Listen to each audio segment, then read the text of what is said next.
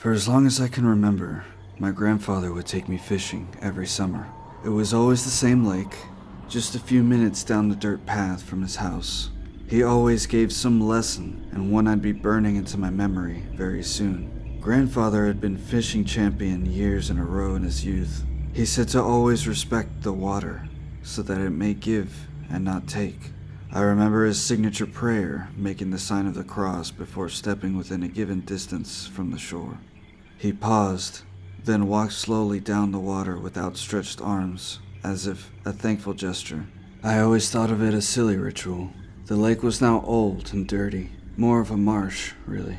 Not many came by to fish on it anymore, and that unfortunately includes my grandfather.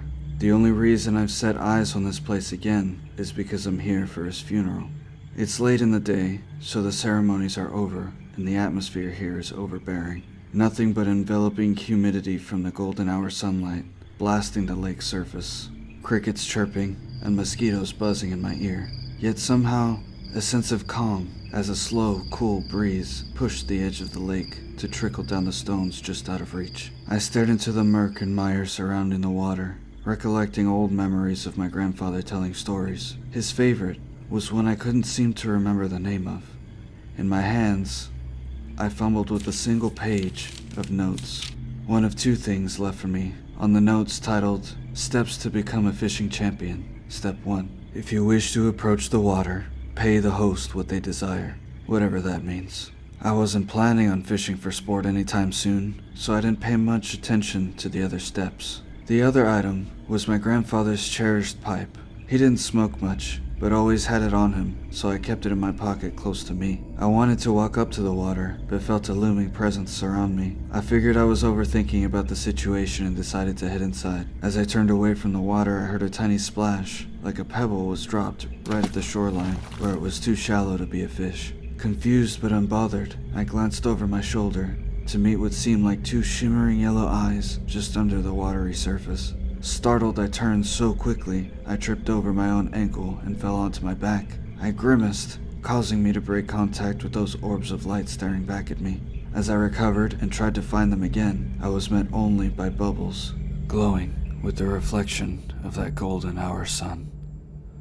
Vodyanoy, also called Vodnik in Slavic mythology, is essentially an evil and vindictive spirit whose favorite sport is drowning humans. Anyone bathing after sunset on a holy day or without having first made the sign of the cross risks being sucked into the water by the Vodyanoy. He can assume many different forms that enable him to deceive and trap his victims. The Vodyanoy lives alone in his particular body of water and is known to favor rivers with stronger currents and swamps. The appearance of the Vodyanoy in Russian and Slavic legend is a spirit found in rivers and lakes. He is usually represented as a grandfatherly merman with monstrous features, a frog-like face, a long, thin beard, scaly gray-green skin, and the tail of a large fish. In some adaptations, the Vodyanoy can be befriended by granting smoking tobacco for his pipe or offering playing cards in exchange for a good catch. If the creature's habitat is tampered with, such as fishermen building mills or dams, the Vodyanoy is known to destroy the structures, drown the fishermen, and on occasion, claim their soul for eternal servitude. One version of the creature appearing in media includes the first Witcher video game. Vodyanoy are the old race of sentient beings.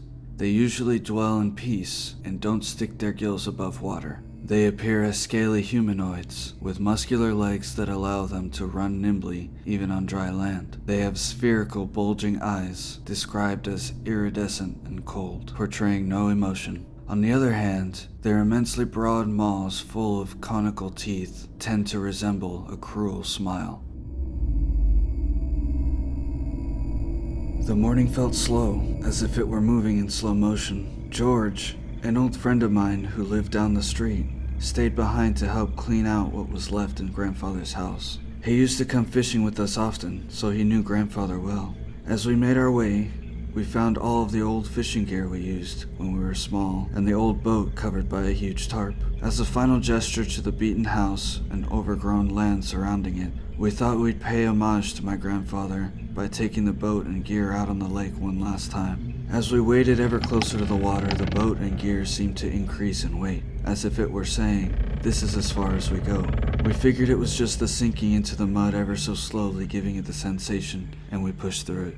As soon as the boat hit the water, I felt I could almost hear Grandfather's voice floating around me, telling stories and reminding me to respect the water. Step 1 on his steps to become a fishing champion list bounced around my mind. But what was it? I vaguely remember the line being worked into Grandfather's favorite story, the one of which I still couldn't remember the name of. We jumped into the boat and paddled to the center of the lake. For a moment the boat wouldn't budge off the shore as if we were caught on a branch just below the surface. Once we broke free, it was smooth sailing. In fact, there was a strong breeze, creating a small tide propelling us out, so we really didn't work very hard at all. Of course, no fishing trip is complete without alcohol. Before leaving the house, we raided my grandfather's fridge for the remaining medley of beers, tossed them in a sack, and threw them in the boat. We drank quite a few before even casting the first line out. It wasn't long before we each caught a few healthy white bass. By this time, George began drinking a little too swiftly for my comfort. I said he should slow down, and his response was to chug one last beer and try to stand up in the boat. Naturally, he stumbled and fell halfway over the edge, releasing the can on his way down, sending it flying into the water out of reach. I told George we shouldn't leave it there, so we paddled over to pick it up. The world fell silent. No crickets chirping, no birds singing, no wind whistling, not even the rustling of trees or trickling of water at the lake's edge. The same eerie presence from yesterday made itself known again, the kind of uneasiness you get after watching a horror film alone at night in a cabin in the woods. Anything could be out there. My heart began to race as my mind wandered. I thought maybe it was just the alcohol and stress of the past few days, until the only sound around was that of a loud, consistent hiss. I turned to the shore to see a thick carpet of haze laying over the water, moving toward us as the hissing grew louder. A low hum buzzed from underneath. At that time, I saw bubbles just on the surface quickly appearing and evaporating instantly. I realized the steady haze blanketing the water was steam, and the water in the lake was beginning to boil. The initial shock broke as I turned to George, who I remembered was about to reach into the water to grab the can. I lurched forward to grab him, yelling at him not to touch the water. George looked back at me, stunned, with his arms still outstretched. As I tried to explain what I thought was happening, my eyes drifted to the steaming water, and there, just beside the boat, under where George's hand was mere inches from being submerged, were those bright, glistening yellow eyes. Only this time, they were clear as day, and so was the rest of the face they were attached to. The face I saw was that of an old man with thinning, long gray hair and gray-green skin that seemed to shimmer like the light bounces off water. His eyes were large and bulging, and he wore an inhumanly wide smile that seemed to wrap around the sides of his head. The sight made me shudder, and as George turned to see what had turned me pale, a large, scaly hand with webbed fingers and claw-like nails burst from the water. The sound of hissing pierced my ears as the hand, still wet with scalding water, gripped George's arm. He screamed as if hot oil had been poured on him. Remembering I still had my hands on his shoulders, I pulled him back into the boat and attempting to pry the slimy hand-shaped clamp off of him. Finally, I could feel a release, leaving a red and swollen shape of a hand burned into his skin. I beamed for the paddles, and my arms, uncontrollably and without thought, began the most important rowing race I never thought I'd have to compete in. Toward the shore, the water still bubbled and the steam too dense to see through. George was still writhing behind me, but seemed to be coming to terms with the pain. It was dizzyingly hard to breathe, with the immense heat in the air. It was the longest 2 minutes of my life, seemingly stretched on for hours. My heart racing and madness setting in at my confusion of the situation. All the while echoes of two voices, one of which sounded so very familiar, bounced around the fog like a fading dream. A sudden jolt from the front of the boat caused me to stumble over the edge, but it was not water I fell into.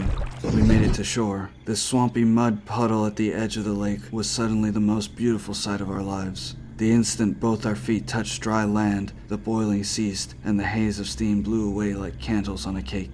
What was revealed, hiding just behind the veil, brought us to our knees. The old man, with his head protruding halfway from the surface, and his uncanny grin just below. His two still steaming hands crookedly outstretched into the soft dirt.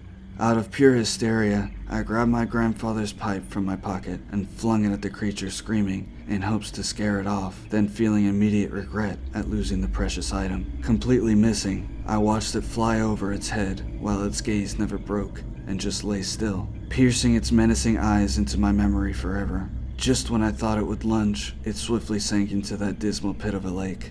Too afraid to look away, I locked my eyes on the spot of emergence, only to be overtaken by what I saw next. A vague, cloudy visage of my grandfather appeared, only to offer one final smile and just as elegantly wisp away. It took mere seconds for me to fully realize what happened, because I had heard of something like this happening before. It happened in my grandfather's favorite story, the one of which I'll never forget the title of. The one of the creature that lives in the lake, Vodyanoy.